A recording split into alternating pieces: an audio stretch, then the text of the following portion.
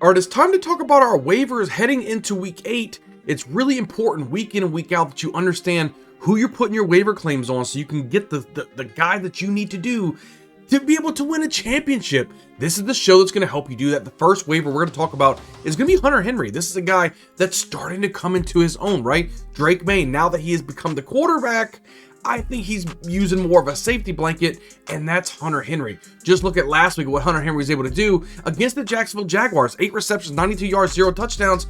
He's had a 20% target share since Drake May's taken over, averaging 5 receptions and 66 yards. And it puts him well into the category 1 tight end every single week so far. So I think this is going to continue. The more and more that you see Drake May coming in here and just showing out, and let's just face it, the Patriots are not a very good team, so it's going to be a negative game script for most of this opportunity here. And Drake May is just going to be able to sling the football all over the field. I think they don't have a lot of set in stone type of wide receivers on this football team. But what they do have is a cornerstone tight end in Hunter Henry that you can rely on. And I think Drake May, he's kind of believing in that, right? He just, you know, there's Jalen Pokes out there dropping balls all over the field. You know who's going to be reliable? That's Hunter Henry, right? You got to go get this guy. If you're in need of some type of tight end, Hunter Henry is a good guy to go out there, put a waiver claim on. And I'm telling you, I think he's only claimed in almost probably less than 40% of leagues at this point. Get this guy on your team. I think you'll be happy that you did. Now, we're going to talk about the next guy here we need to possibly put in a waiver claim. I'm saying Jameis Winston. Now, this is a quarterback that I'm saying you don't need to go out there and, oh, we have to go get ourselves Jameis Winston. But if you have some bench spot and you don't have a lot of depth at the quarterback position, this is somebody you may want to put a waiver claim in and go ahead and pick up. Now, I know Thompson Robinson came in when Deshaun Watson got injured. He is a season-ending injury, but he ended up getting hurt too. And here come Jameis Winston, and actually had a pretty good game just last week against the Bengals. 67 yards and a touchdown, 45% completion percentage. You know, I mean, I think that this gives the organization, right, the best chance to win, right? The same way that Joe Flacco came in last year and was the absolute league winner. You know, the same could be said this season for Jameis Winston.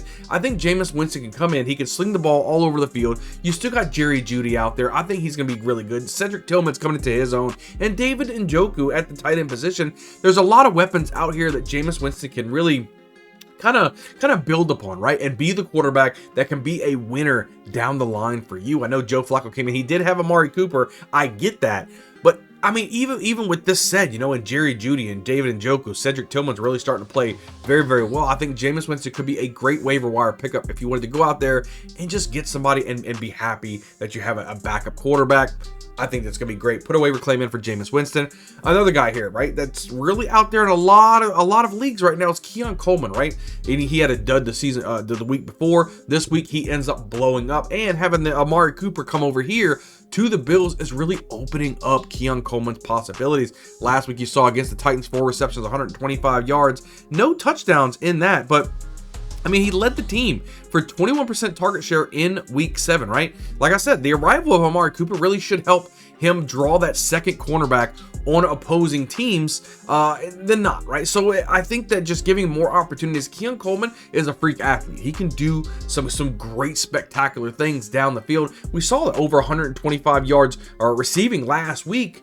I think that he can get the job done. Go put a waiver claim on this. If you need a wide receiver, Keon Coleman could get a lot better now that he's not the bona fide number one wide receiver that's drawing those number one cornerbacks. Now he's getting a little bit easier coverage. Most likely, Keon Coleman can really show out in that possibility. Go put yourself a waiver claim for him. So next guy I want to talk about is going to be Mike Williams, right? So this is a guy I'm strictly saying he might get traded. We still have a few weeks before the trade deadline. They ended up getting Devontae Adams, and you know, Alan Lazard's really taken over as that wide receiver 3 role. So there's really not a need for Mike Williams. And if he goes to a team and things are like either, you know, I think the Saints are looking at him, the Chargers are looking at him. Some of these teams are just looking at him. Or what? I mean, could he go back to the Chargers over there with Justin Herbert? He did really well with him as well.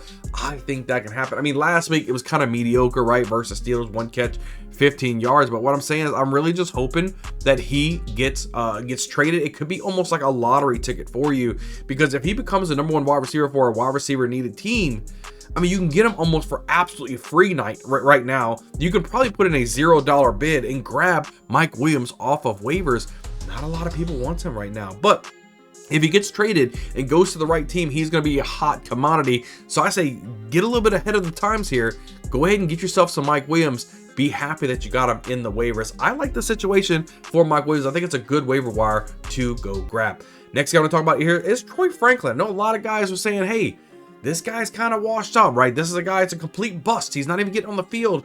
Well, a lot of things are changing now that Bo Nix is getting a lot better. We just saw last week, he's kind of taken over that #1 wide receiver role almost for Bo Nix. Just look at what he did last week against the Saints. 5 receptions, 50 yards, no touchdowns, right? But, I mean, I can visually see Franklin starting to assert himself into this offense. With a 23% target share, he's starting to push, Sutton out for being, almost the #1 wide receiver for this offense. If you guys were with me early on in the season before the NFL draft, I had Troy Franklin up there as like my #2, #3 wide receiver.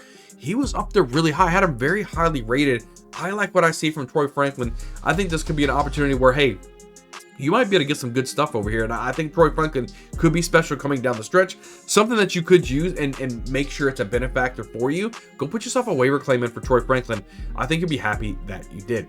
Next guy we're going to talk about here is going to have to be Tua Tagovailoa, right? A lot of people dropped him, right? Saying, oh, he's over. Not only his season may be over, but his career may be over. Now he's rumored to kind of be back and wanting to start in week 8. What's going on with this? Tua could be back in action. He still has to clear some concussion protocols, but I'm telling you, he can throw some things up there. I think Tua can really help people win down the stretch. And like I said, a lot of times he got dropped. So he's out there on free agency right now. Go pick this guy up. Obviously, last week he did not play against the Colts, but like I said, he's aiming right to start in week 8. And if he does start, he could throw out some fireworks for you. And I mean, he's got the weapons. You got Devon Achane out there. You've got Waddle. You've got Tyreek Hill. You've got Jonnu Smith at the tight end position. There's a lot of things out there that can go right for you. Tua Tagovailoa could be the guy that you were missing, almost like a missing piece for you. Next guy I'm going to talk about here is Drake May. This dude is coming on fire, right? Just the last 2 games really doing well. And I think this team's going to continue being in the negative game script, which means Drake May's going to need to throw the football. So whether or not they win or lose as the Patriots doesn't really matter in fantasy football. But it does matter that he's getting you a lot of fantasy points because he's slinging this football. And he scored a lot of touchdowns. So yeah, while there could be some touchdown regression, I think he's doing a really good job, and you have to capitalize while he is hot right now. Just look at what he did last week against the Jaguars, 276 yards, 2 touchdowns. Makes him a 70% completion percentage, right? He's eclipsed the 20 fantasy point mark in 2 starts thus far this season. You gotta love what Drake May is showing you, how he's reading, going through his progressions. He's looking like a good NFL quarterback, which is turning into a very good fantasy football quarterback as well. He's somebody you need to put a lot of fab on. I think there's a lot of people going to be wanting to get Drake May after his performance last week. He's got a couple rough performances coming up. I'm not going to lie, but towards the back end of the season, looks like Drake May should have some really good matchups for fantasy football heading into your fantasy football playoffs. If he keeps progressing and kind of developing as a quarterback, he could be a league winner for you. Now, the last guy I want to talk about here on the waiver wire show, we're talking about Cedric Tillman. He's really coming in as that #1 wide receiver now that Amari Cooper is gone. We saw him have a hella targets last week, and I think that's going to continue. I mean, look at last week against the Bengals, 8 receptions, 81 yards, 0 touchdowns. It's finally Tillman time, right? He exploded on the scene with a whopping 23% target share on 12 targets, 8 receptions, team leading 81 yards, right? No more Watson or Cooper. It could be leading to saying, hey, league winner right here for you. He could be a starter starting as right now through the rest of the season with you, just because, #1, it's a negative game script. They're not a very good football team. They're going to throw the football a lot. Jameis Winston, if he's the quarterback, he slings the ball all over the field. It doesn't matter if he throws interceptions or not. He just wants to get the ball down the field, and that's going to bode well for Cedric Tillman. Cedric Tillman. I think that this is a guy that could win you a league. Get him on your lineup. Put a lot of fab out there for him. I think he can secure a victory for you. Guys, make sure you guys hit the like button. Hit a subscribe button, guys. We're pumping out videos each and every week to best help you set the best lineup possible so that way you can ultimately win a championship. I can't wait to see you guys on the next video. We'll see you guys next time.